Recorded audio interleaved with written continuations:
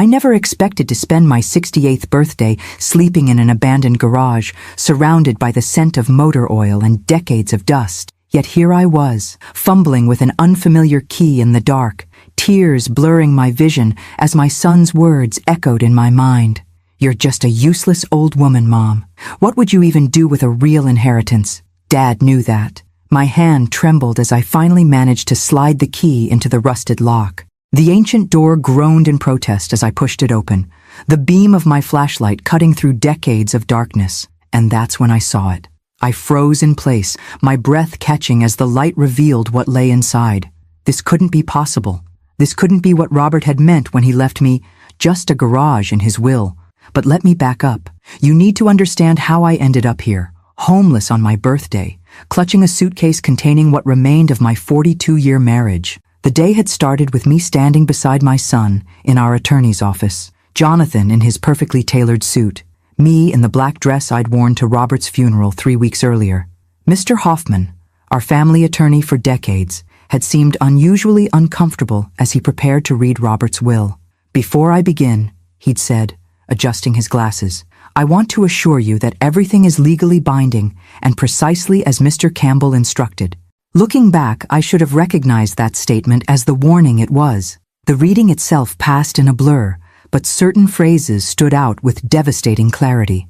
"To my son, Jonathan Campbell, I leave our penthouse residence in Los Angeles and my primary investment portfolio." And then, almost as an afterthought, "To my beloved wife, Susan Campbell, I leave the property located at 1420 Industrial Parkway, the garage and its contents." A garage. After 42 years of marriage, my husband had left me a garage. Jonathan's face had transformed from solemn grief to barely suppressed triumph in an instant. I remember his hand on my shoulder, squeezing slightly too hard as he'd leaned down to whisper, "Don't worry, Mom. I'll make sure you're taken care of." I'd been too stunned to respond, too confused to question. Why would Robert do this? Where was I supposed to live? What was I supposed to do? The answers came brutally clear that evening when Jonathan drove me back to what I still thought of as my home, the penthouse overlooking the city that Robert and I had shared for the last 15 years of our marriage. I'd barely stepped through the door when Jonathan set my suitcase down in the entryway. "I think it would be best if you found somewhere else to stay, Mom." I'd stared at him, not comprehending. "What do you mean? The penthouse is mine now. It's in the will." His voice had that rehearsed quality he'd perfected in business dealings. "I'm having some colleagues over tomorrow to discuss turning Dad's study into a home office, and I need to start making changes. But where am I supposed to go?" The question came out small, bewildered. Jonathan had shrugged, the gesture dismissive in its casualness. "You could stay with Aunt Helen for a while. Or there's always that garage Dad left you." His laugh had a cruel edge I'd never heard before. "Though why he left you that dump is beyond me. What are you going to do with it? Open a mechanic shop at your age?" I'd felt something shift inside me then, some foundation crumbling. "Jonathan, this is my home. Your father and I—" "It's not your home anymore," he'd cut me off, his voice hardening. "It's mine." Dad made that perfectly clear. I'd reached for the back of a chair to steady myself. "I need time to find somewhere to go. Surely you don't expect me to leave tonight." That's when he'd said it, the words that would echo in my mind for hours afterward as I drove aimlessly around the city, eventually finding myself on an unfamiliar street in the industrial district, staring at a dilapidated garage with a padlock on its door. "You're just a useless old woman, Mom. What would you even do with a real inheritance?" Dad knew that. The cruelty had been so unexpected, so at odds with the son I thought I'd raised, that I couldn't even respond. I'd simply taken my suitcase, my purse, and the key Mr. Hoffman had given me after the reading, and walked out. So here I was, standing in the open doorway of a forgotten garage, my flashlight beam revealing something so unexpected that I couldn't process what I was seeing, because the interior wasn't filled with junk or abandoned tools as I'd expected. The space before me contained 3 vehicles, each covered with custom-fitted cloth covers, arranged with meticulous precision. But it was the gleaming object partially visible at the front of the garage that had stopped my heart momentarily. The unmistakable silver grille of what appeared to be a vintage Aston Martin, its polished surface catching the light of my flashlight like a beacon in the darkness. What was this, and why on earth had Robert kept it secret from me all these years? I stepped forward, drawn by confusion and curiosity, unaware that I was about to discover just how thoroughly I had misunderstood my husband's final gift. My fingers trembled as I pulled the fitted cover from the Aston Martin, the soft material sliding away to reveal a 1964 DB5 in pristine silver birch, identical to the one Sean Connery drove in those James Bond films Robert loved so much. The car gleamed under my flashlight beam as if it had just rolled off the factory floor, not as if it had been sitting in this obscure garage for God knows how long. "Robert," I whispered into the stillness, "what on earth were you doing?" My husband had never mentioned collecting cars. In 42 years of marriage, there had never been a hint of this passion, investment, secret life. I didn't even know what to call it. I moved to the next vehicle, my heart beating faster as I gently pulled away its cover. A 1956 Mercedes-Benz 300 SL Gullwing emerged, its distinctive doors and elegant lines unmistakable even to my untrained eye. The deep blue paintwork was immaculate, the chrome details catching my flashlight's beam like scattered stars. The third cover concealed a Ferrari, a 1967 275 GTB4, according to the small plaque mounted on a stand beside it. Its deep red color reminded me of the wine Robert would order on our anniversaries, rich and intense. Each car was accompanied by a leather portfolio containing what appeared to be documentation, provenance papers, maintenance records, purchase agreements. I was no expert, but even I knew these weren't just nice old cars. These were museum-quality treasures worth, I couldn't even guess. "There's got to be an explanation," I murmured, my voice strangely loud in the silent garage. That's when I noticed the envelope taped to the wall beside a light switch. It had my name written on it in Robert's unmistakable handwriting. With fingers that wouldn't quite stop shaking, I pulled it down and found the light switch, flooding the garage with unexpected brightness from modern LED fixtures recessed into the ceiling. The sudden illumination revealed that this was no ordinary garage. The space had been professionally finished with climate control systems, custom flooring, security features, and specialized storage areas along the walls. This wasn't some abandoned building. It was a carefully designed automotive sanctuary. I sank onto a leather bench positioned against one wall, the envelope heavy in my hands. After a moment's hesitation, I broke the seal and pulled out several pages of Robert's distinctive stationery. "My dearest Susan, if you're reading this, then I'm gone, and you've discovered what I've come to think of as my final gift to you. First, I need to say I'm sorry for the shock and confusion you must be feeling right now. The secrecy wasn't meant to hurt you, but to protect what I was building for your future. 6 years ago, when I received my diagnosis, the doctors gave me 5 years at best. I beat their timeline by a year, but I knew our time together was limited, and I needed to ensure you would be taken care of after I was gone." I paused, blinking back tears. Robert's diagnosis of progressive heart failure had been devastating, but he'd always downplayed its severity, insisting he had plenty of time. I'd had no idea he'd been planning for the end from the very beginning. "I know you're wondering about the will, about why I would leave our home to Jonathan instead of to you. Believe me, this decision caused me more sleepless nights than my health ever did. But over the past decade, I've watched our son change. The ambitious boy we raised has become something different, something harder and more calculating than I ever wanted him to be. The truth is, I feared what would happen to you if I left everything to both of you jointly, or even if I split things equally. Jonathan would have found ways to control the assets, to manage your portion for your benefit, as he would say. I've seen how he speaks to you when he thinks I'm not listening, how he dismisses your opinions and needs." A tear splashed onto the paper, blurring the ink slightly. I hadn't realized Robert had noticed those interactions. I'd always made excuses for Jonathan's dismissive behavior, telling myself he was just busy, just stressed with his career. So I created this split inheritance with very deliberate intentions. Jonathan has received what he will see as the valuable portion, the penthouse, the visible investments, the status symbols. But what you're looking at now, my love, is the real wealth. These 3 cars alone are worth approximately $12 million. The documentation will confirm their provenance, and you'll find contact information for Marcus Weatherby, my trusted dealer and advisor for these acquisitions. He can help you with whatever you decide to do with them. $12 million? I looked up at the three silent machines, their gleaming surfaces reflecting the overhead lights. That couldn't possibly be right, but the cars are just the beginning. In the safe behind the photograph of us in Venice, combination is our anniversary, you'll find documentation for several investment properties I've acquired over the past 6 years, all placed in a living trust that transferred to your name upon my death. You'll also find banking information for accounts that should provide you with comfortable income for the rest of your life. My hands shook so badly, I had to set the letter down for a moment. There was a safe?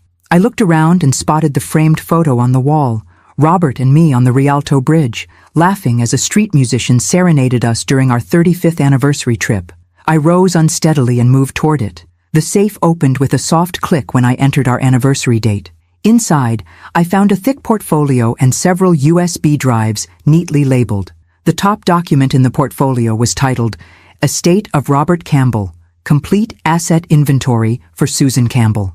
I flipped it open and immediately had to sit down again as columns of numbers and property descriptions swam before my eyes. Apartment buildings in Seattle, commercial property in Chicago, a small vineyard in Northern California, stock portfolios, bonds, private equity investments. The total value at the bottom of the page made my ears ring. With numbed fingers, I returned to Robert's letter. I know this is overwhelming, and I'm sorry for keeping all of this from you. At first, it was just a project to channel my anxiety about the future, but as the portfolio grew, I realized revealing it prematurely might put it at risk if Jonathan discovered the extent of these holdings. You're probably wondering why I didn't simply protect you through more conventional means. The truth is, I wanted to give Jonathan a chance to show his true character.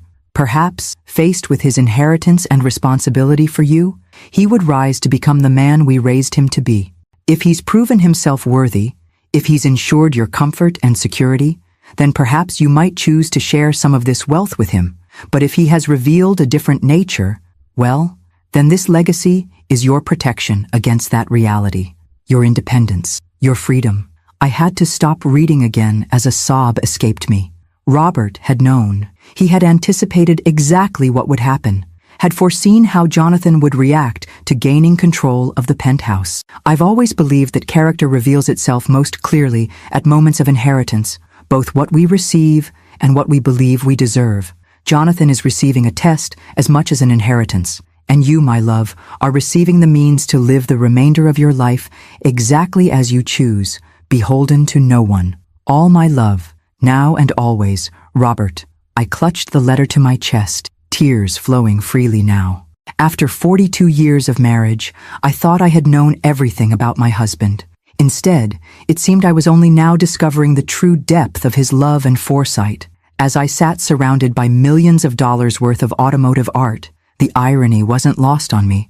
Just hours ago, my son had thrown me out of what I thought was my home, calling me a useless old woman while believing he had received the valuable inheritance.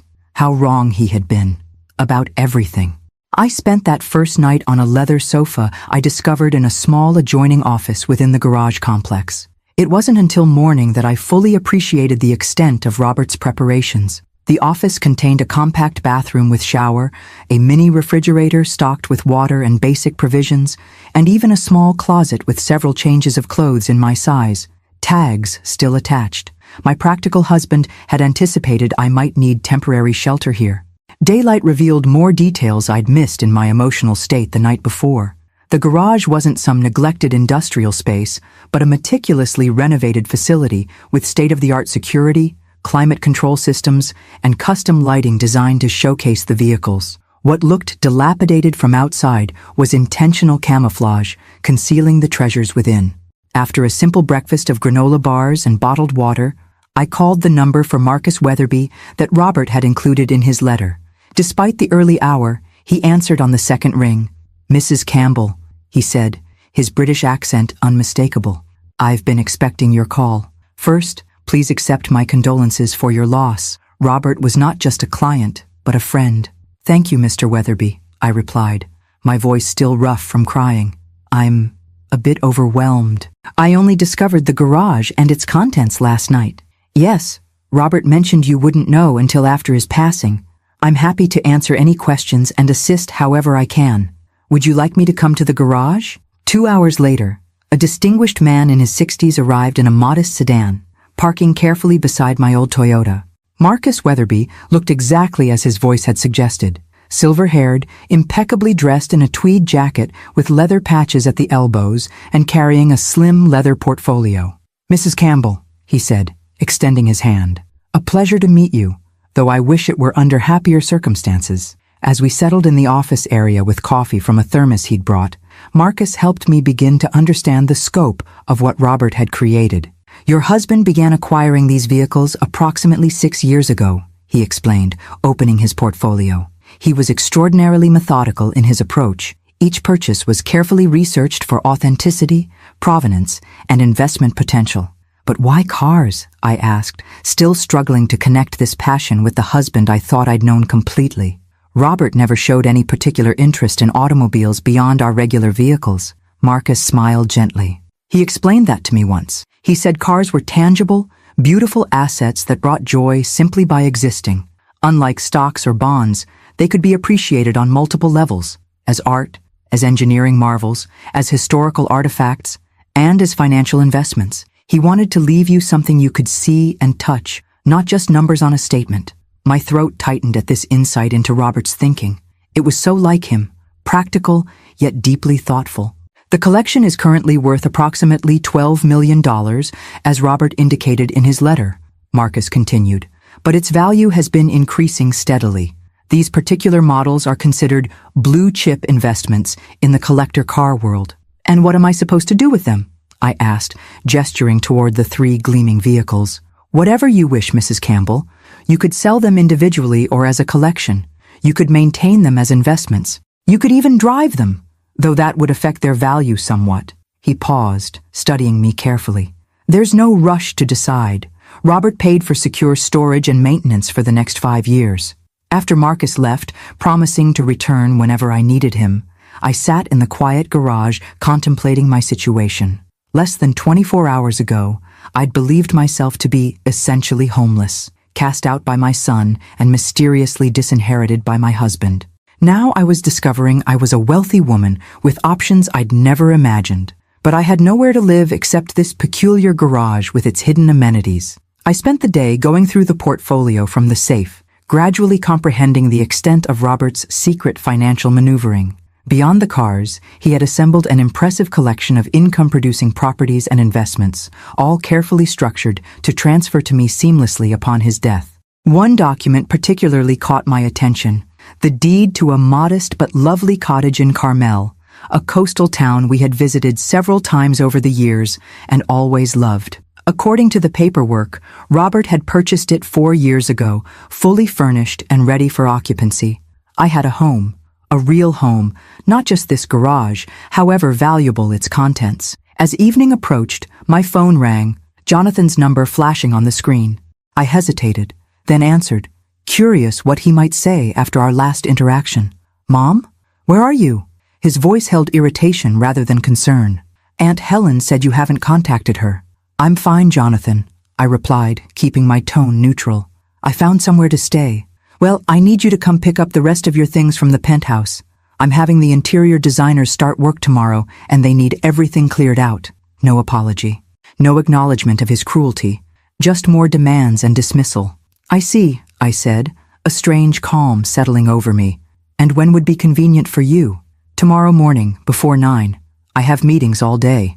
I thought about the documents spread before me, proof of Robert's careful planning and deep love. I thought about the son who could so casually discard his mother when she became inconvenient, and I made a decision. "I'll be there," I said. After hanging up, I called Marcus back and asked if he could recommend a good attorney specializing in estate matters. By the time night fell, I had appointments scheduled with both legal counsel and a financial advisor for the following afternoon.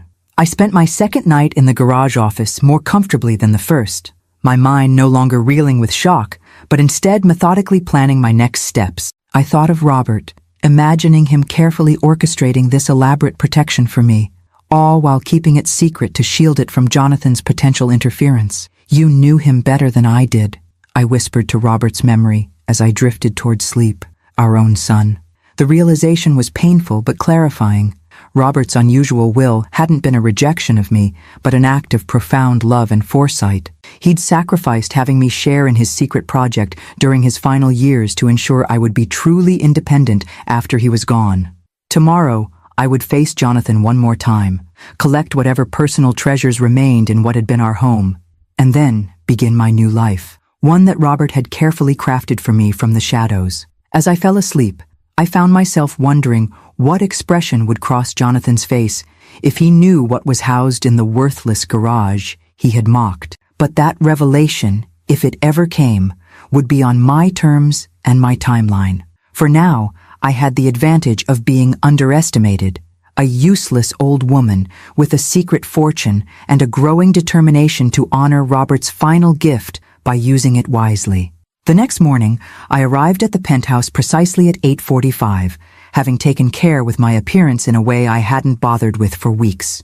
I wore one of the new outfits from the garage closet, a simple but elegant pantsuit in navy that fit surprisingly well, and had styled my hair carefully. Small rebellions, perhaps, but they helped fortify me for the confrontation ahead. Jonathan opened the door with phone in hand, barely glancing up as I entered what had been my home for 15 years. The space already felt different, emptier, colder somehow. Several of my decorative pieces were missing, and the family photos that had lined the hallway had been removed, leaving ghostly rectangular marks on the walls. "Finally," he said, tucking his phone into his pocket. "I've boxed up most of your personal stuff. The designers will be here at 9:30, so we need to be efficient." No greeting, no inquiry about where I'd spent the night after he'd thrown me out of my home, just immediate focus on his own convenience. "Good morning to you too, Jonathan," I replied, my voice steadier than I expected.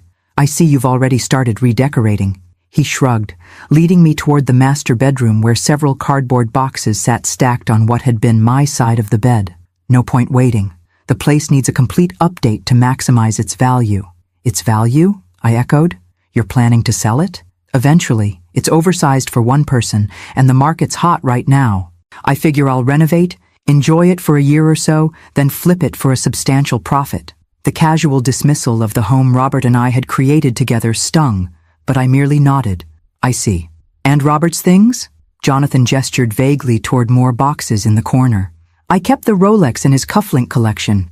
The rest is just clothes and old man stuff. You can take whatever you want. The rest is going to donation." "Old man stuff," I repeated softly, approaching the boxes. Inside the first one, I found Robert's beloved books, his collection of vintage fountain pens, the sweater I'd given him last Christmas that still faintly carried his scent. Each item a piece of the man I'd loved, now designated as worthless by our son. I methodically began sorting through the boxes, setting aside items precious to me, while Jonathan paced impatiently, checking his watch every few minutes. "Can't you hurry this up?" he finally snapped. "It's just stuff, Mom. You don't even have a place to store it all." I looked up at him, really seeing the man my son had become, handsome like his father, but with none of Robert's warmth or compassion in his eyes. When had that happened? When had ambition and materialism hollowed him out so completely? "I have a place," I said quietly, "and I'll take as much time as I need. These aren't just possessions, Jonathan. They're memories." He rolled his eyes. "Fine. I have calls to make. Just be finished by 9:30. He strode from the room without a backward glance. As I continued carefully selecting items to take with me, I found myself moving through stages of grief, not just for Robert, but for the son I thought I'd raised. Had he always been this cold, this dismissive? Had I simply refused to see it, making excuses for increasingly callous behavior over the years? Robert had seen it clearly, though, clearly enough to create an elaborate plan to protect me from our own child. When I finished selecting what mattered most to me, I found Jonathan in what had been Robert's study, now half emptied of its contents. My husband's beautiful mahogany desk, the one he'd inherited from his father, was gone, replaced by some sleek glass and chrome monstrosity that looked more like a spacecraft than furniture. "I'm finished," I announced from the doorway. Jonathan glanced up from his laptop. "Great. Do you need help carrying things down? I can call the doorman." "That would be appreciated, thank you." I hesitated, then added, "I'd like to say a proper goodbye to the place if you don't mind. 15 years of memories deserves a few moments of reflection." Something flickered in his expression. Irritation, impatience, perhaps a fleeting touch of guilt, but he nodded, Sure, whatever. Just lock up when you leave. I need to meet the designers downstairs. He brushed past me without another word, leaving me alone in the emptying penthouse. I took my time walking through each room, saying silent farewells to the space where Robert and I had spent our later years together. In our bedroom, I opened the closet one last time, running my fingers along the few remaining items of Robert's clothing that Jonathan hadn't yet boxed up. At the back of the closet, I noticed something. Robert's old leather messenger bag, pushed into a corner as if hastily hidden. I pulled it out, unzipping it to find a sealed envelope inside with my name written on it, along with a note. If you find this, Susan, it's an extra copy of everything in the garage safe, just in case. My clever, thorough husband, creating backups to his backups. I tucked the envelope securely into my purse, an unexpected treasure from this final visit. When the doorman had helped load my selected possessions into my car, I took one last look at the building before driving away. I felt a strange mixture of loss and liberation. The penthouse had been our home, filled with memories both beautiful and painful, but it had never truly been mine, in the way Robert had intended the garage and its contents to be. I drove directly to the law offices of Patricia Winters, the attorney Marcus had recommended. She was a striking woman in her 50s with keen eyes and an air of formidable competence that immediately put me at ease. Mrs. Campbell, she greeted me, shaking my hand firmly. I've reviewed the documents you forwarded. Your husband created quite an extraordinary estate plan. Yes, I agreed, settling into the chair across from her desk. I'm still trying to comprehend it all. From what I can see, everything is in impeccable order. The trust structures are sound, the transfers clean. He clearly worked with excellent counsel. She leaned forward slightly. What I'd like to understand is what you hope to achieve now. I considered her question carefully. I need to secure my future, find a permanent place to live, understand my financial position completely. I paused, then added, and I need to determine how to handle my relationship with my son going forward. Patricia nodded. From what you've shared about recent events, that last point may be the most complicated. Have you decided whether to tell him about the extent of your inheritance? Not yet, I admitted. Part of me wants him to continue believing I have nothing but a worthless garage. Let him live with the consequences of his actions and attitudes, but I'm not sure that's the right approach either. There's no rush to decide, she assured me. For now, let's focus on getting you settled and secure. I suggest you visit the Carmel property as soon as possible. If it meets your needs, you can begin transitioning there immediately. By the end of our 2-hour meeting, I had a clear action plan. Visit the cottage in Carmel, meet with the financial team that had been managing Robert's secret investments, and take my time making decisions about the cars and other assets. As I left Patricia's office, my phone buzzed with a text from Jonathan. Designers love the space. Going with a complete gut renovation. Dropped your old photo albums at Helen's place since you didn't take them. No inquiry about whether I wanted those family photos. No concern about where I was staying or how I was managing. Just casual disposal of more memories he deemed worthless. I didn't respond. Instead, I called to book a hotel in Carmel for that night. It was time to see the home Robert had prepared for me, the real inheritance he had intended all along. As I drove away from the city toward the coastal highway, I felt a weight lifting from my shoulders. For the first time since Robert's death, I wasn't merely reacting to loss and shock. I was moving purposefully toward something new. Whatever lay ahead in Carmel, whatever decisions awaited regarding Jonathan and the fortune Robert had secretly built, I would face them on my own terms. The useless old woman my son had dismissed was finding her strength, 1 mile at a time. The coastal drive to Carmel soothed something in my soul that had been raw since Robert's death. As Highway 1 wound along the cliffs, offering glimpses of the Pacific's vast blue expanse, I felt myself breathing more deeply than I had in weeks.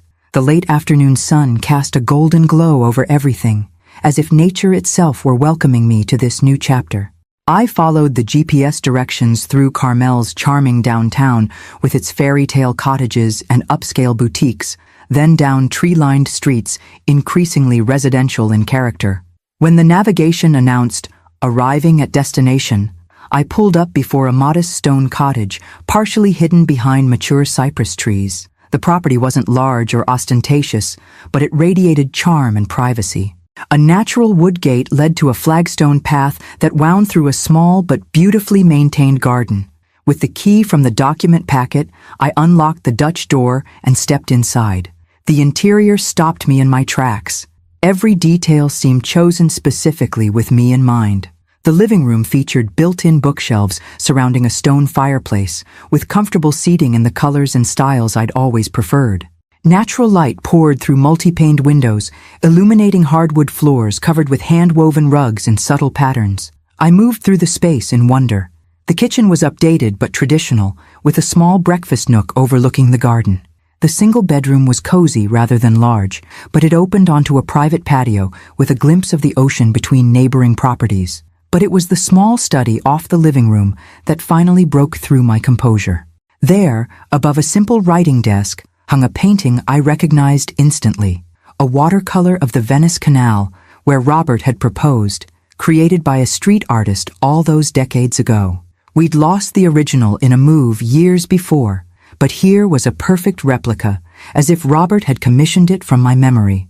The tears came then, not the desperate sobs of recent weeks, but a gentler release. Robert had created this space for me with such care, such attention to the things that would bring me comfort and joy.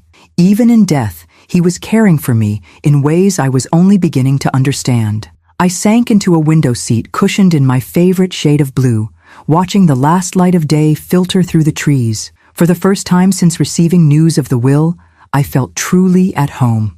A soft knock at the door roused me from contemplation. Opening it, I found an elegant woman in her 70s standing on my doorstep, a covered dish in her hands. "Hello," she said warmly. "You must be Susan. I'm Margaret Winters, your neighbor 2 doors down. Robert asked me to keep an eye out for when you arrived." I blinked in surprise. "You knew Robert?" She nodded, offering the dish. "He visited several times over the past few years, preparing the cottage. I'm one of the few people who knew about his project. He made me promise not to reach out until you came to claim the place." Her eyes crinkled kindly. "It's just a simple casserole. I thought you might not want to worry about cooking your first night here." I accepted the dish, oddly touched by this continuation of Robert's care. "Thank you. Would you like to come in?" Over tea in the kitchen, Margaret shared details that filled more gaps in my understanding. "Robert was so meticulous about getting everything right," she explained. "He'd bring photos of your home in the city, trying to capture your aesthetic while creating something that belonged here in Carmel." "I had no idea he was doing any of this," I admitted. "He kept it completely secret." Margaret nodded thoughtfully. "He mentioned that, said it was for your protection, though he didn't elaborate." She studied me with gentle directness. "He did say that when you finally came, you might need a friend. Someone who understood what it was to rebuild a life after loss. You've lost someone too?" "My husband, 8 years ago." She smiled softly. "It gets different, if not easier. Having good neighbors helps." By the time Margaret left, promising to introduce me to others in the community when I felt ready, I had a deeper appreciation for Robert's thoroughness. He hadn't just provided me with financial security and a physical home.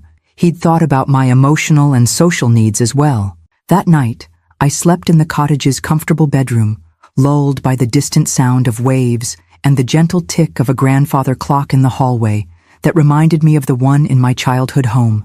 For the first time since Robert's passing, my sleep was deep and untroubled. The next morning, I explored the cottage more thoroughly in daylight. In the study desk, I found a folder containing all the practical information I might need. The names of local doctors, service providers, community resources, even a membership to the local library already paid for in my name. I also discovered a handwritten note tucked into the desk blotter dated just 3 months before Robert died. "My dearest Susan, if you're reading this, you've found your way to Carmel and the home I hope brings you peace and joy. I wish more than anything that I could be sharing this next chapter with you, watching the sunset from the garden, walking the beach in the early morning fog. I know this transition can't be easy. You're facing enormous changes, some by choice and some by circumstance beyond your control. But I've always admired your resilience, even when you doubted it yourself. The cottage is yours to use however you wish, as a permanent home, a getaway, or even to sell if it doesn't suit you. My only hope is that it offers you a fresh start, free from obligations or expectations that don't serve your happiness. I love you, always. Robert." I pressed the paper to my chest, feeling simultaneously bereft and profoundly loved. Even now, Robert was giving me permission to chart my own course, to make decisions based on my own needs rather than obligations to his memory. Over the next 3 days, I settled into a gentle rhythm of exploration, walking the beach in the mornings, getting to know the town's shops and cafes, meeting a few neighbors Margaret introduced me to. Each evening, I returned to the cottage that increasingly felt like mine, not just a place Robert had prepared. On the 4th day, as I was enjoying morning coffee in the garden, my phone rang with a familiar number, Jonathan. I hesitated before answering, conscious of how our last interaction had affected me. "Hello, Jonathan," I said, keeping my tone neutral. "Mom, where are you?" His voice held that familiar note of impatience. "Aunt Helen said you haven't been staying with her, and you're not answering at your friend Ruth's place either." I took a slow sip of coffee before responding. "I'm taking some time for myself, Jonathan. I found a place to stay." "Now, what does that mean? What place? You can't just disappear like this." "I'm not discussing my whereabouts right now," I replied, surprised by my own firmness. "Was there something specific you needed?" A pause, then his voice shifted to what I recognized as his business negotiation tone. "Actually, yes. I've been going through Dad's papers more thoroughly, and I found some references to additional investments that weren't covered in the will reading. I think there might be accounts or properties we don't know about yet." My heart beat faster, but I kept my voice steady. "Oh? What kind of references?"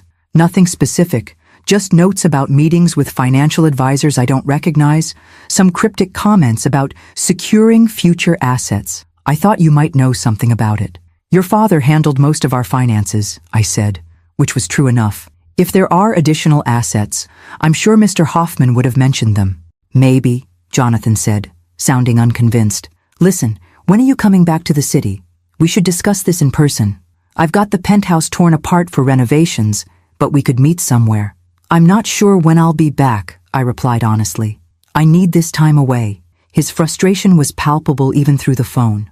"Mom, this is ridiculous. You can't just wander off without telling anyone where you are. What if there's an emergency? What if something happens to you?" "I'm perfectly fine, Jonathan. I'm not wandering, and I'm not alone. I'm simply taking space to process everything that's happened." "This isn't like you," he said, accusation creeping into his tone. "First, Dad leaves you practically nothing in the will, then you disappear without a word. People will talk." I almost laughed at the irony. "Let them talk, Jonathan. I'm beyond caring about appearances at this point."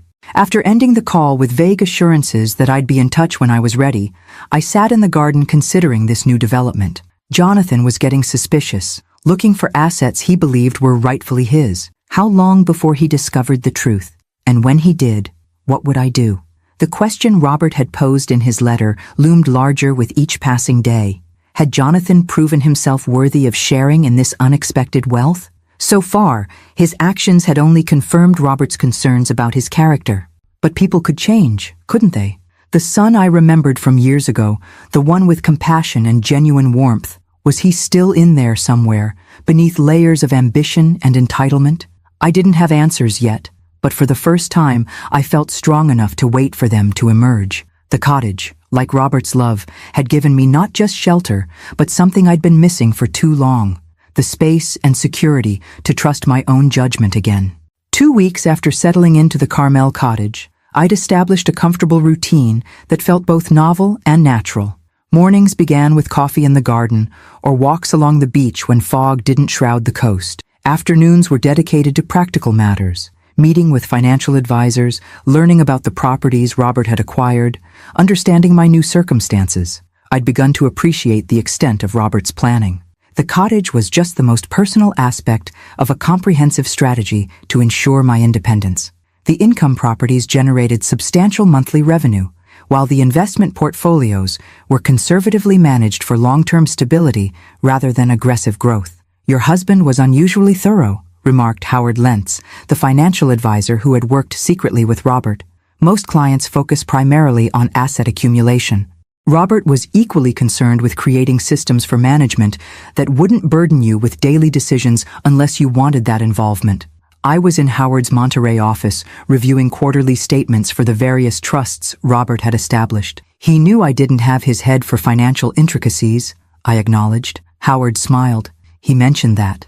but he also said you had excellent judgment about people and an intuitive understanding of value that he respected enormously. This glimpse of how Robert had spoken about me to others was unexpectedly moving. Even as he'd kept his plans secret, he'd maintained his faith in my capabilities. "There is one matter we should discuss," Howard continued, his tone shifting slightly. "We've received inquiries from a Jonathan Campbell, claiming to be conducting a review of his late father's financial affairs." My hands tensed around my teacup. My son. What exactly did he want to know? He was fishing for information about additional accounts or investments beyond what was disclosed in the will. I followed protocol and explained that client confidentiality prevents me from discussing any accounts without proper authorization. "Thank you," I said, relief evident in my voice. Jonathan received his inheritance as specified in the will. Robert's intentions regarding the rest were quite clear. Howard nodded. "We'll continue maintaining that position, but you should be aware. He's been persistent, contacting several firms associated with your husband's investments." This wasn't surprising. Jonathan had always been tenacious when pursuing something he wanted, a quality that had served him well in business, but manifested as entitlement in personal matters. "I appreciate the warning," I told Howard. "I'm still determining how to handle this situation with my son." Driving back to Carmel, I contemplated the growing evidence of Jonathan's investigation. His suspicions, initially vague, were clearly solidifying into active pursuit. How long before he discovered the garage and its contents? Before he learned about the cottage? Before he realized the extent of what Robert had kept from him? And perhaps more importantly, what would I do when that happened? I was still pondering these questions when I arrived at the cottage to find an unfamiliar luxury SUV parked outside. My heart sank as I recognized the personalized license plate, J. Campbell. Jonathan stood on my doorstep, arms crossed, expression a mixture of triumph and accusation. "Found you," he said as I approached. "Interesting place you've got here, Mom. When were you planning to mention it?" I kept my voice calm despite my racing pulse. "Hello, Jonathan. This is a surprise." "I bet it is," he replied, glancing pointedly at the cottage. "Care to explain how you're suddenly a property owner in one of California's most expensive coastal towns?" I unlocked the door, gesturing him inside. No point in creating a scene for the neighbors. "I think you'd better come in." Jonathan followed, his critical gaze taking in every detail of the cottage interior. I could almost see him calculating its value, measuring its worth against his expectations. "Charming," he said, the word somehow rendered insulting by his tone. "So this is why you've been dodging my calls. You've been hiding out in a secret vacation home." "I haven't been hiding, Jonathan. I've been processing enormous changes and deciding how to move forward."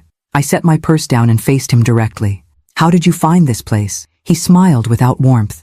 "I'm not completely incompetent, Mom. When you disappeared, I hired a private investigator to locate you.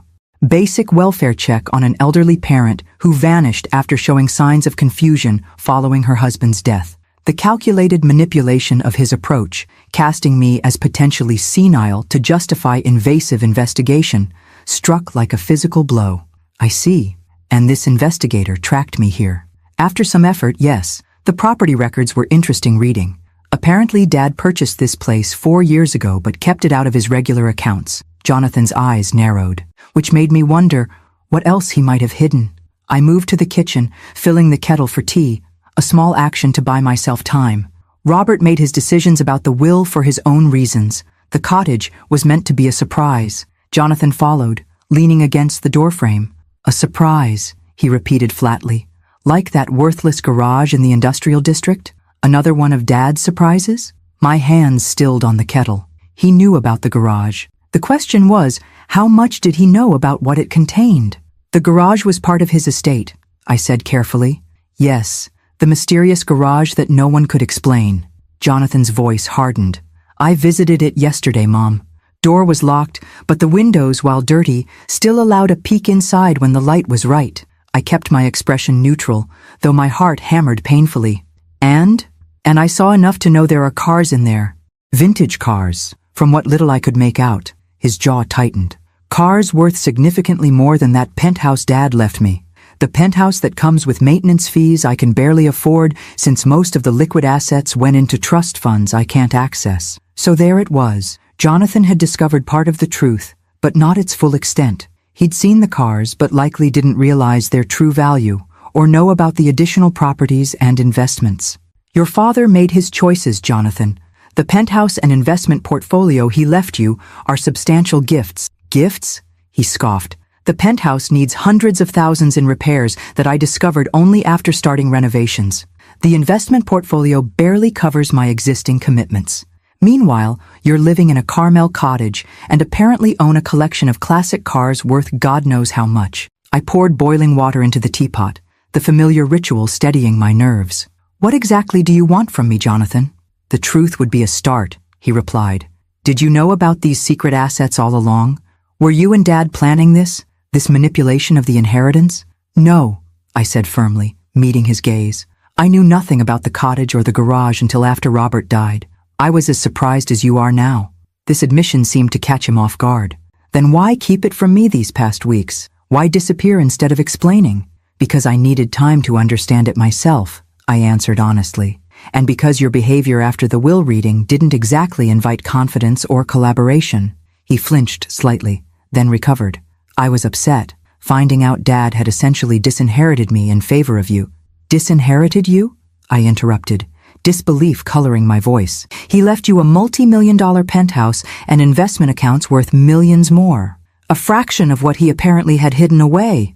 Jonathan's voice rose.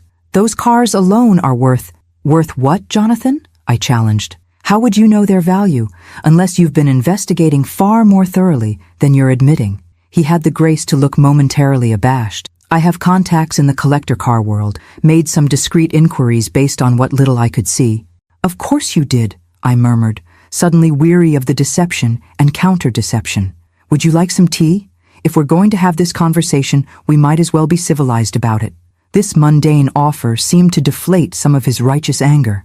He nodded, taking a seat at the breakfast nook while I prepared 2 cups. As we sat facing each other across the small table, I saw something beneath Jonathan's indignation that I hadn't noticed before.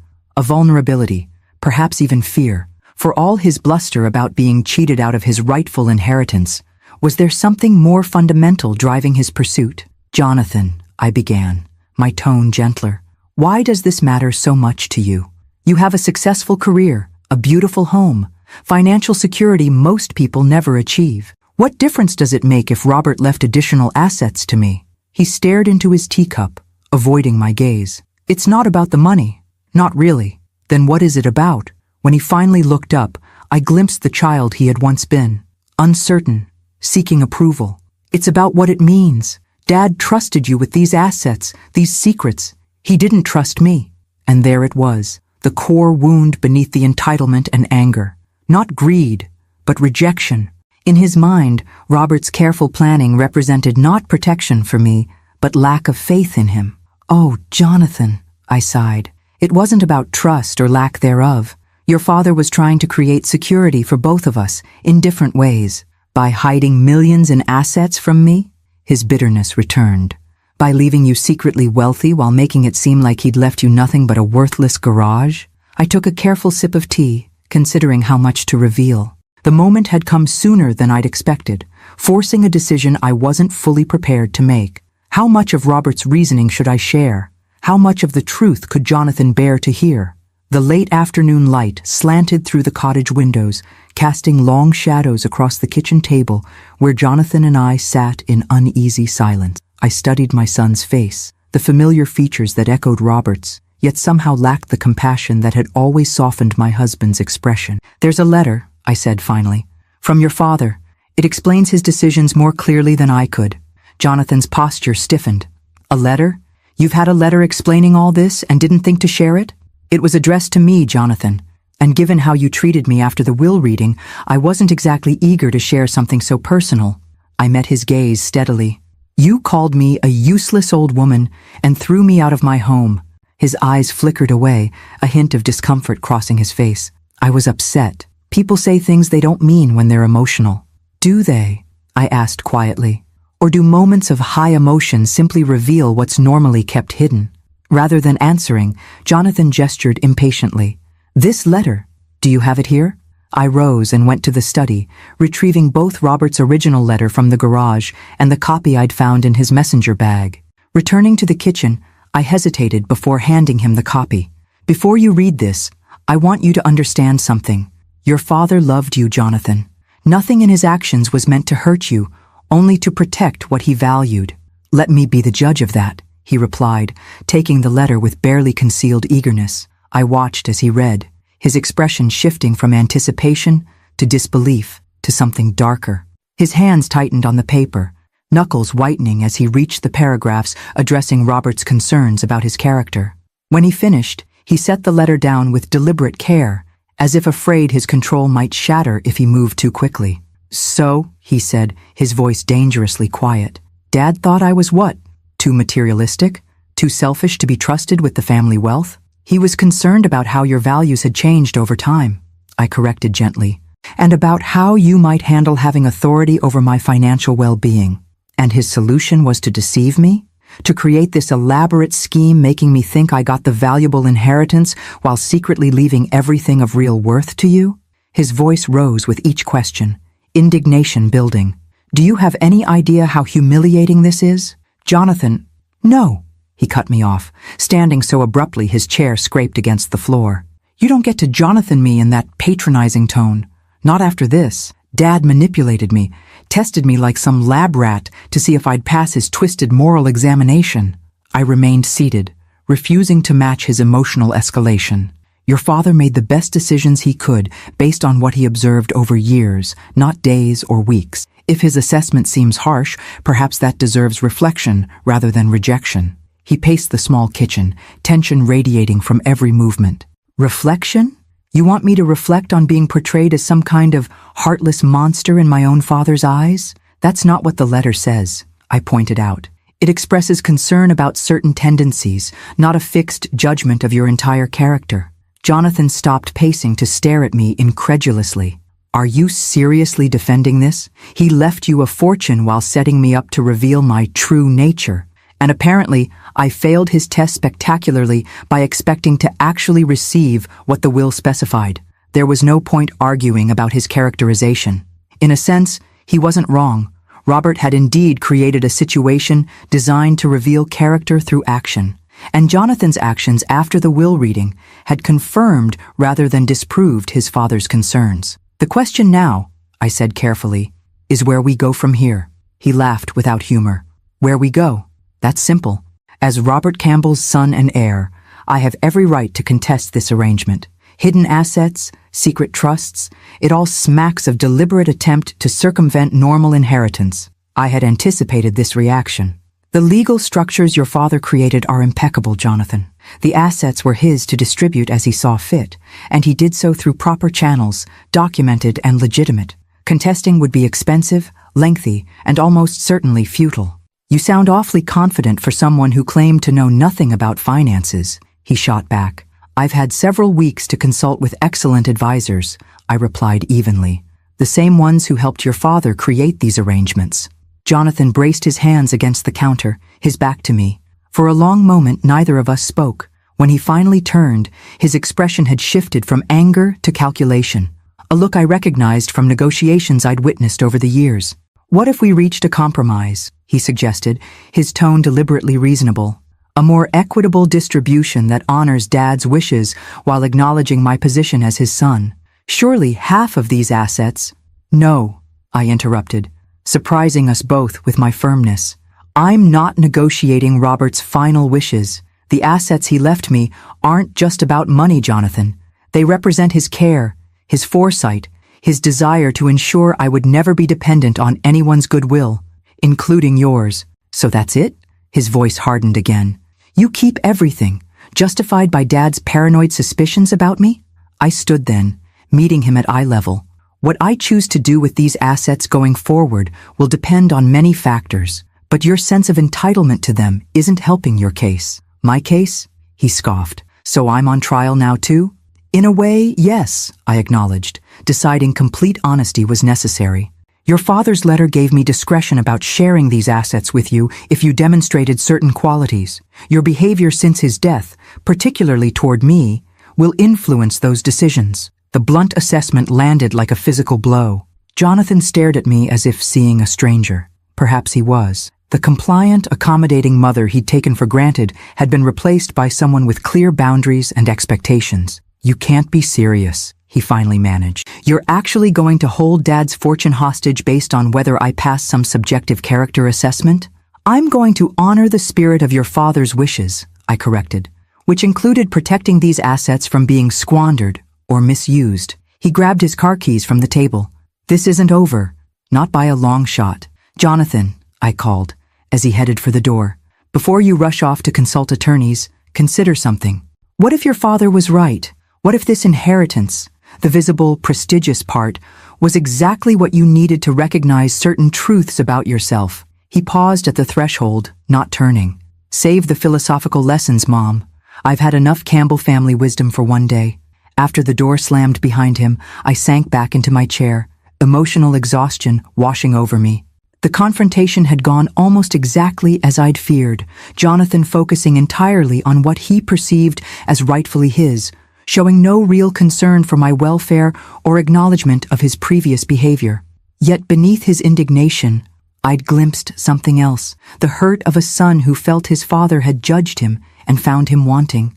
That pain was real, even if his response to it was problematic. I made myself a fresh cup of tea and carried it to the garden, seeking comfort in the coastal breeze and late afternoon sunlight. Robert's letter had predicted this moment, had prepared me for Jonathan's reaction. What it hadn't prepared me for was the weight of becoming the arbiter of his character, of holding the power that Robert had entrusted to me. My phone buzzed with a text from Margaret.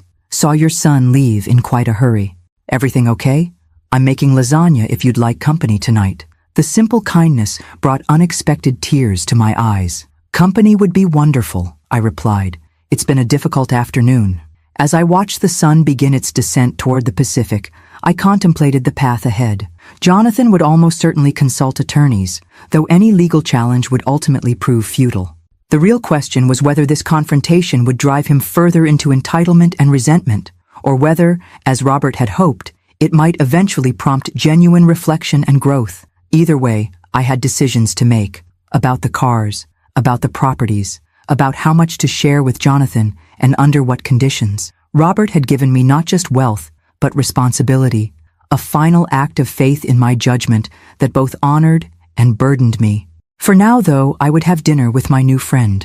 I would continue establishing my life here in this peaceful cottage, and I would give Jonathan the space to process his anger and disappointment, hoping that somewhere beneath the entitled man he'd become, the thoughtful boy we'd raised might still exist, waiting to emerge. 3 months after Jonathan's angry departure from the cottage, autumn arrived in Carmel with subtle shifts, slightly cooler mornings, changing light that painted the coastline in softer hues, fewer tourists crowding the village streets. I had settled into a rhythm that felt increasingly natural, dividing my time between maintaining the cottage, exploring my new community, and managing the responsibilities that came with Robert's unexpected legacy.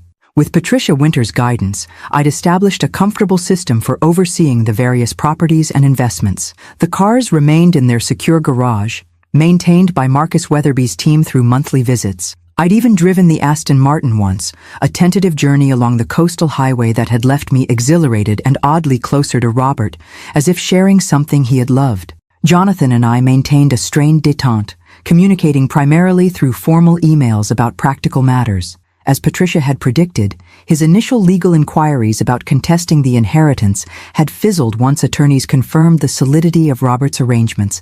His most recent message, 2 weeks earlier, had been coldly professional, requesting certain family photographs and documents with no personal inquiries about my welfare. I was pruning roses in the front garden when a car I didn't recognize pulled up to the cottage. A woman emerged, tall, professionally dressed, with the brisk efficiency of someone accustomed to managing crises. She approached with a business card already extended. "Mrs. Campbell? I'm Diane Reeves, Jonathan's assistant. May I speak with you briefly?" Something in her manner, tense, urgent beneath the professional veneer, sent a ripple of concern through me. "Of course. Is everything all right?" She glanced around as if assessing privacy. "Perhaps we could speak inside." In the cottage living room, Diane perched on the edge of the sofa, declining my offer of tea. "Mrs. Campbell, I'm here because Jonathan has experienced some significant setbacks. He asked me to speak with you directly, as he felt you might not take his call. What kind of setbacks? I asked, though a sinking feeling suggested I already knew. Financial ones primarily. She opened a slim portfolio she'd been carrying. The renovation costs on the penthouse exceeded estimates by nearly double. There were structural issues that couldn't have been anticipated, requiring substantial additional investment.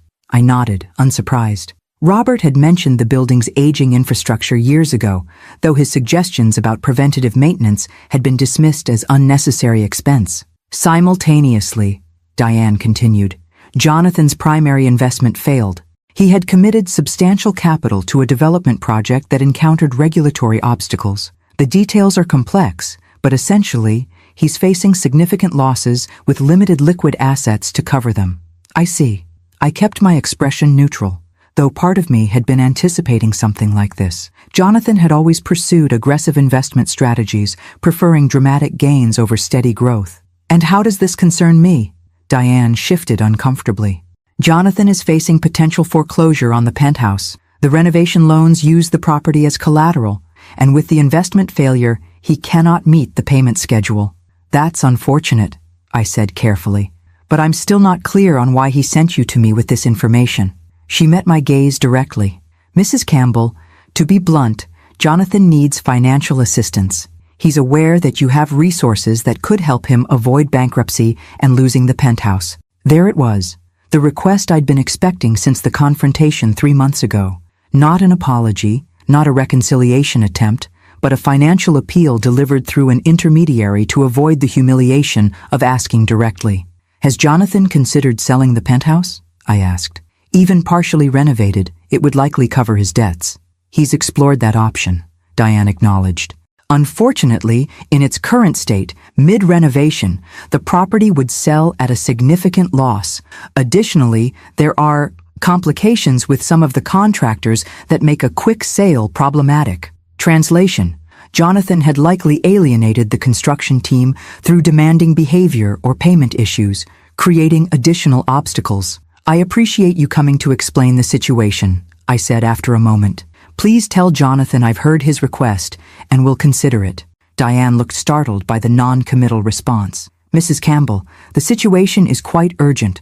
The foreclosure proceedings could begin within weeks.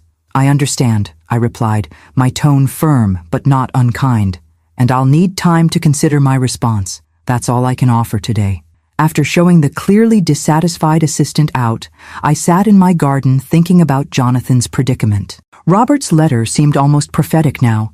He had anticipated that Jonathan's financial decisions might eventually lead to crisis, creating the very scenario we now faced. The next morning, rather than calling Jonathan immediately, I drove to the city to see the penthouse situation for myself. The building's doorman, recognizing me from my years living there, allowed me up without calling ahead. What I found was sobering. The once elegant home had been gutted to the studs in most areas, with exposed wiring and plumbing creating a hazardous maze. Construction equipment sat abandoned, a fine layer of dust suggesting weeks had passed since any work had been done. Expensive marble and custom fixtures were stacked haphazardly, some already damaged from improper storage. As I carefully picked my way through what had been our home, I felt a complex mixture of emotions. Sadness for the destruction of spaces that held so many memories, frustration at the obvious waste and mismanagement, and an unexpected sense of gratitude for Robert's foresight in protecting me from depending on Jonathan's financial judgment. I was examining water damage extending from the master bathroom into adjoining rooms when I heard the front door open. "Mom!" Jonathan's voice carried through the gutted space. "The doorman said you were here." He appeared in the doorway, and I was struck by how different he looked from our last encounter. His normally immaculate appearance had slipped. His clothes were still expensive but slightly rumpled, his face showing the strain of sleepless nights. He'd lost weight, the sharpened angles of his face emphasizing how much he resembled Robert in his more difficult moments. "I wanted to see it for myself," I explained, gesturing to the demolition surrounding us. Jonathan ran a hand through his hair, a gesture of frustration I recognized from his childhood. "I assume Diane spoke with you." "Yesterday," I confirmed. "She explained your financial situation." And? The single word carried a weight of expectation, and I needed to understand the full picture before making any decisions. I stepped carefully around a pile of discarded fixtures. This is quite different from what you described when you started the renovations. He gave a short, humorless laugh. Yes, well, things rarely go as planned in construction, or in life. Jonathan, I said gently, what happened with the investment project Diane mentioned? Something in my tone must have broken through his defensive posture. He sank down on an overturned bucket, suddenly looking exhausted. I overextended, he admitted. The development opportunity seemed guaranteed. Luxury condos in an up-and-coming area, pre-construction sales already strong. I committed not just available capital but borrowed against other assets, including the anticipated increased value of the penthouse after renovations. And then? Environmental review found contamination issues that weren't disclosed in the initial site assessment. Remediation costs made the project non-viable. Investors pulled out. He gestured vaguely. The domino effect was comprehensive. I looked around at the destruction surrounding us, both the physical demolition and the wreckage of Jonathan's financial stability. Why didn't you reach out sooner? I asked. Before things reached this point? His expression hardened. After our last conversation? After discovering Dad's manipulation and your role in it? Pride, I suppose. Or stubbornness, the Campbell family traits.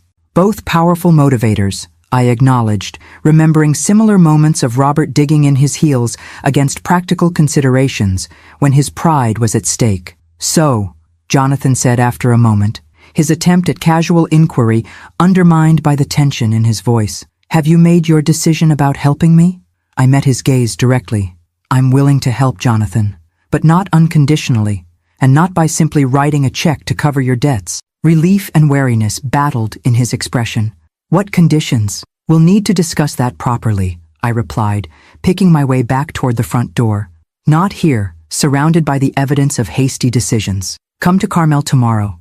We'll talk about a path forward that addresses both your immediate crisis and the underlying patterns that created it. He looked like he wanted to argue, to push for immediate commitment, but necessity overcame impulse. Fine, tomorrow. As I left the building, the contrast between the ruined penthouse and my peaceful cottage in Carmel couldn't have been starker. Jonathan had received what appeared to be the valuable inheritance, the prestigious address, the visible wealth. I had received what seemed worthless, an abandoned garage, an unknown cottage. Yet here we were, our fortunes dramatically reversed through a combination of Robert's planning and Jonathan's choices. Tomorrow would bring difficult conversations and decisions. For tonight, I would return to Carmel, to the home Robert had so thoughtfully created, and consider how best to honor both his concerns and his hopes for our son. Jonathan arrived at the cottage precisely at the agreed time of 11 the next morning, his appearance markedly more polished than the previous day, a deliberate effort, I suspected, to project control he no longer possessed. I had spent the morning preparing, not just mentally, but physically, setting the stage for our conversation with intentional care. You have a lovely view, he commented stiffly as I led him through the cottage to the back patio, where I'd arranged comfortable seating and a light lunch. Your father chose well, I agreed. He remembered how much I loved the coast. Jonathan's expression tightened at the mention of Robert, but he said nothing as he took the offered seat. The patio overlooked a small but meticulously maintained garden that sloped gently downward, offering glimpses of the Pacific between neighboring properties. The setting was peaceful, private, and neutral ground for the difficult conversation ahead. After pouring us both iced tea, I turned to face my son directly. Before we discuss your financial situation, I'd like to show you something. I handed him a leather portfolio I'd prepared that morning, containing selected documents from Robert's records. Jonathan opened it warily, as if expecting another unwelcome revelation. These are financial projections and maintenance assessments for the penthouse, I explained as he scanned the pages. Your father commissioned them 3 years ago, anticipating eventual major systems failures in the building. The estimates closely match what you've encountered in your renovations. Jonathan frowned. Dad never mentioned any of this. He tried, I corrected gently. Several times, you dismissed his concerns as excessive caution, unnecessary expense. He showed you these reports during your last Christmas visit before his diagnosis. A flicker of recognition crossed his face. The boring building assessment he kept bringing up at dinner. The same. I took a sip of my tea. Robert wasn't just being cautious. He was trying to prepare you for exactly the situation you're facing now. Jonathan set the portfolio aside, his jaw tightening. If you've brought me here just to say I told you so on Dad's behalf. I haven't, I interrupted. I'm establishing context for my decision about helping you. Robert saw this coming. Not just the building issues, but the pattern of choices that has led to your current crisis. And what pattern is that, exactly? His tone was defensive, but I caught genuine confusion beneath it. Prioritizing appearance over substance, I said simply. Pursuing impressive gains over sustainable growth. Dismissing caution as unnecessary pessimism. I met his gaze directly. The same qualities that led you to throw your mother out of her home rather than consider her needs alongside your plans. He had the grace to look momentarily abashed. I shouldn't have handled it that way. No, I agreed. You shouldn't have. A silence fell between us, filled only by the distant sound of waves and the occasional call of seabirds. Jonathan fidgeted slightly, unused to this directness from me. Throughout his adult life, I had been the mediator, the smoother of rough edges, the one who accommodated his moods and absorbed his dismissals. So what are you proposing? He finally asked. What are these conditions for your help? First, complete transparency, I replied. I need to see everything. All accounts, debts, contracts, commitments. No hidden liabilities or convenient omissions. He nodded stiffly. Fine. What else? Professional financial management going forward, I continued. You've demonstrated that your judgment in these matters is compromised by impulsivity and overconfidence. Any funds I provide will be structured through trusts with appropriate oversight. His expression darkened. So, I'll be on an allowance? Like a child? Like someone who has made serious financial miscalculations and needs guardrails while rebuilding, I corrected. It's not punitive, Jonathan. It's protective of both the assets and yourself. And I suppose you'll be controlling these trusts? Bitterness edged his voice. No, I said, surprising him. Independent trustees with fiduciary responsibility. I'm not interested in controlling your life, only in ensuring that help I provide actually leads to sustainable improvement rather than temporary relief. He absorbed this, visibly struggling between his desperate need for assistance and his resistance to the implied loss of autonomy. What about the penthouse? It's still technically mine. The practical solution would be to sell it, I said, watching his reaction carefully. Even in its current state, it would cover a significant portion of your debts. You could start fresh, perhaps in a more manageable property. Sell it? The idea seemed to genuinely shock him. But it's our family home. It's where Dad and you... It's a physical space, Jonathan, I interrupted gently. One that you were eager to gut and transform just months ago. The memories don't reside in the walls. He stood abruptly, pacing the small patio. You don't understand. Selling would be admitting complete failure. Everyone would know. And there it was, the core of his resistance. Not emotional attachment to our family home, but concern about the public perception of selling it under financial duress. Image over substance, yet again. People already know, I said quietly.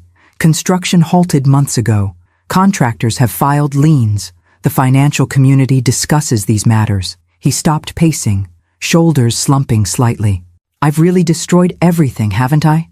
The naked vulnerability in his voice caught me off guard. For the first time since Robert's death, I glimpsed my son beneath the defensive posturing, confused, overwhelmed, and finally facing the consequences of years of prioritizing appearances over reality. Not everything, I said, my tone softening, but you've created a significant challenge that will require equally significant changes to address. Jonathan sank back into his chair, looking suddenly exhausted. So, what exactly are you offering? A structured way forward, I replied. I'll establish a trust that will satisfy the most pressing creditors and prevent foreclosure.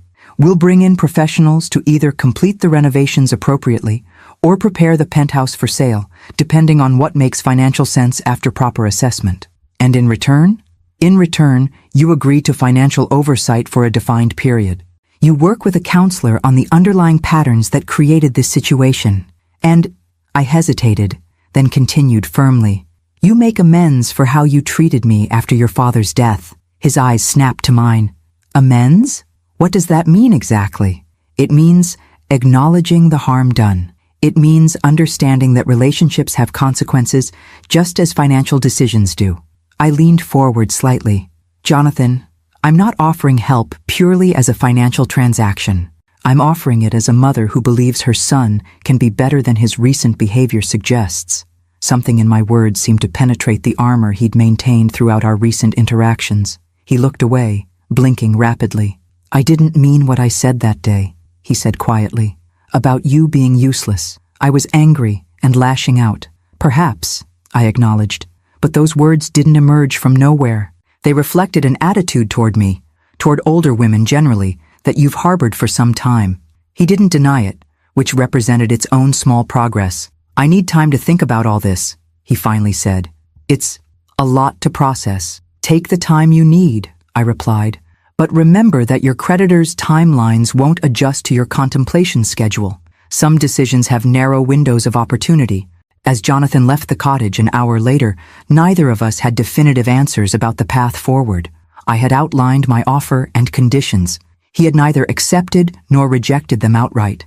But something had shifted in our interaction, a tentative step toward honesty that had been absent in our relationship for years. That evening, sitting in the garden as twilight settled over Carmel, I found myself wondering what Robert would think of my approach. Had I been too harsh? Too accommodating? There was no way to know, of course, but I felt a quiet confidence that I had found my own balance, neither the enabling mother I had sometimes been, nor the purely transactional business person Jonathan might have expected. The path ahead remained uncertain. Jonathan might reject my conditions out of pride, or accept them with hidden resentment rather than genuine understanding. But for perhaps the first time in our adult relationship, I had spoken my truth clearly, without cushioning it to protect his feelings or preserve artificial harmony. Whatever came next would be built on that foundation of honesty, however uncomfortable it might be. And in that, I believed Robert would recognize the wisdom of his unconventional inheritance plan, not in the distribution of material assets, but in the opportunity it had created for both Jonathan and me to finally see ourselves and each other clearly. Spring returned to Carmel, painting the cottage garden with bursts of color that seemed impossibly vibrant against the blue backdrop of the Pacific. Nearly 9 months had passed since Robert's death, 6 since my discovery of the garage's contents, and 4 since Jonathan's financial crisis had forced a reckoning between us. Those 4 months had brought changes I couldn't have imagined during our tense conversation on the cottage patio. After 3 days of silence following my conditional offer, Jonathan had called with a response that surprised me with its simplicity. I'll do it. All of it. Whatever it takes. The journey since that acceptance had been neither simple nor smooth.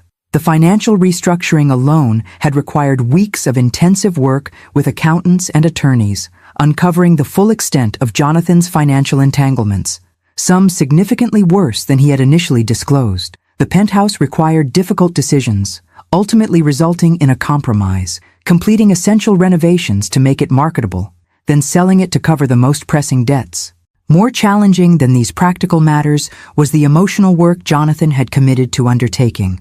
Weekly sessions with a therapist specializing in family dynamics and financial psychology had initially been approached with skepticism, but gradually became a source of genuine insight. Our own relationship entered new territory as well, territory neither of us navigated perfectly, but with increasing honesty on both sides. I was tending to the roses that framed my garden gate when a now familiar car pulled into the cottage driveway. Jonathan emerged carrying a small package, his appearance noticeably different from both his former polished executive persona and the desperate man who had faced financial ruin months earlier. His clothing was still quality, but less ostentatious, his demeanor more relaxed. He had even grown a short beard that softened the sharp angles of his face, making him look remarkably like Robert in his younger days. "The garden looks amazing," he commented, greeting me with a kiss on the cheek, a gesture that had once been perfunctory but now carried genuine warmth.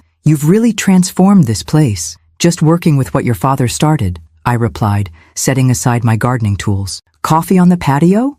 As we settled into what had become our routine for these monthly visits, I noted the ease that had gradually replaced the tension of our earlier interactions. Jonathan still struggled sometimes with the financial constraints the trust imposed, still occasionally reverted to old patterns of judgment or dismissiveness, but the changes were undeniable. "The penthouse closing is next week," he informed me, stirring his coffee. "Final walkthrough went well. We'll clear about 40% more than the initial distress sale estimates, thanks to the targeted renovations. That's excellent news, I said. It will give the trust more flexibility for your next steps. About those next steps, Jonathan set down his cup carefully. I wanted to run something by you. I've been offered a position with a community development organization focusing on affordable housing projects. I raised my eyebrows, unable to hide my surprise. Jonathan's career had always been in high-end commercial real estate and luxury developments, with frequent dismissals of affordable housing as financially unattractive. It's obviously a significant pay cut from my previous positions, he continued, but the trust structure means basic living expenses are covered and, he hesitated, searching for words. It feels like meaningful work, using what I know about development for something beyond profit margins. That sounds like a significant shift in focus, I observed carefully. What prompted it? Jonathan gazed out toward the ocean for a moment before answering. Remember that project that failed? The luxury condos? The site was eventually sold at bankruptcy auction to a non-profit housing developer. They're building mixed-income housing there now. Efficiently, thoughtfully designed, environmentally conscious. I've been consulting with them informally for a few months and, he shrugged, a gesture somehow both self-conscious and proud. I'm good at it. The technical aspects of development without the pressure to maximize every dollar of profit.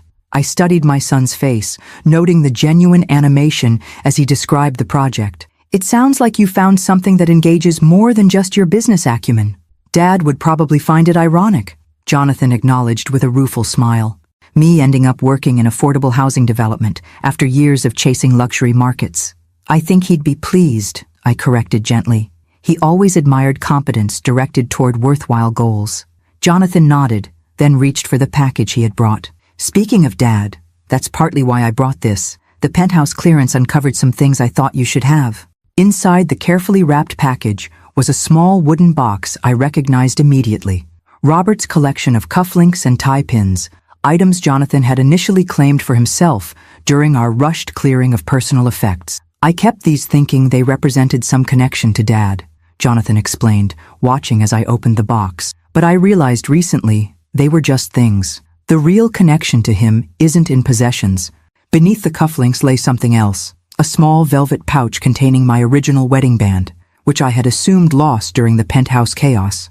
I found it in Dad's study safe, Jonathan said as I slipped the simple gold band from the pouch. Along with this, he handed me a small envelope with my name written in Robert's handwriting. Inside was a card containing just a few lines. For our 45th anniversary, coming soon. The first band was a promise of the life we would build. This one celebrates the life we created. All my love, always. Tucked into the card was a jeweler's receipt for a custom eternity band, dated just weeks before Robert's final hospitalization. An anniversary gift he hadn't lived to give me. He was planning ahead, even then, I said softly, tears blurring my vision. Always thinking of future moments. The jeweler still had the order, Jonathan said. I picked it up for you. He withdrew a small box from his pocket and handed it to me. Inside was a delicate band of sapphires and diamonds. Simple, elegant, exactly my taste. The stones caught the spring sunlight, sending prisms dancing across the patio table. Oh, Robert, I whispered, slipping the band onto my finger alongside my original wedding ring. They complemented each other perfectly. The plain gold of beginnings, the gemstones of a journey completed. Jonathan watched quietly, allowing me this moment of connection with his father. When I finally looked up, I saw something in his expression I hadn't witnessed in years. A softness, a respect untainted by impatience or calculation. Thank you, I said simply. This means more than I can express. We talked for another hour, discussing his potential new position, my ongoing projects restoring the cottage garden, and the latest updates from the trustees managing the inherited assets. As he prepared to leave, Jonathan paused at the garden gate. I've been meaning to ask, whatever happened with those cars? The ones in the garage Dad left you? I smiled, recalling my most recent conversation with Marcus Weatherby. I'm keeping the Aston Martin.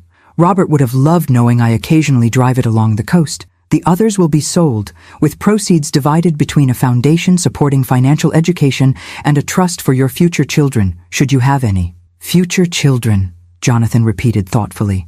That's optimistic. Your father was always an optimist at heart, I replied. Beneath his practical planning lay a fundamental belief that people can grow, can become better versions of themselves when given the right opportunities. As I watched Jonathan drive away, I reflected on the extraordinary journey the past year had encompassed. Robert's unconventional inheritance plan had initially seemed cruel in its apparent imbalance, yet had ultimately achieved precisely what he'd hoped: security and independence for me, and a catalyst for Jonathan to confront patterns that were diminishing his life. Not every wound was fully healed between my son and me. Not every lesson had been perfectly learned, but we had begun a new chapter based on honesty rather than convenience, on mutual respect rather than obligatory roles. That evening, I drove the Aston Martin along the coastal highway, the powerful engine purring beneath me as I navigated curves Robert had never seen me take. The setting sun transformed the ocean into molten gold, while my hands, adorned with both the plain band of beginnings and the jeweled circle of completion, guided the wheel with growing confidence. "You were right," I said aloud to Robert's memory, my voice carried away by the rush of wind. About so many things. The worthless garage that had once represented my son's dismissal of my value had transformed not only my circumstances, but our relationship. The inheritance that seemed so cruelly imbalanced had proven to be Robert's final act of wisdom and love for both of us. As I turned the car toward home, my home, the cottage by the sea that Robert had prepared with such care, I felt a sense of completion, of circles closing and new ones beginning. Whatever the future held, I would face it with the security of Robert's planning behind me, the lessons of this challenging year within me, and the hard-won wisdom of knowing my own worth guiding me forward. The garage key that had once opened only a physical door had ultimately unlocked something far more valuable: a new understanding of love, legacy, and the courage to begin again, no matter one's age or circumstances.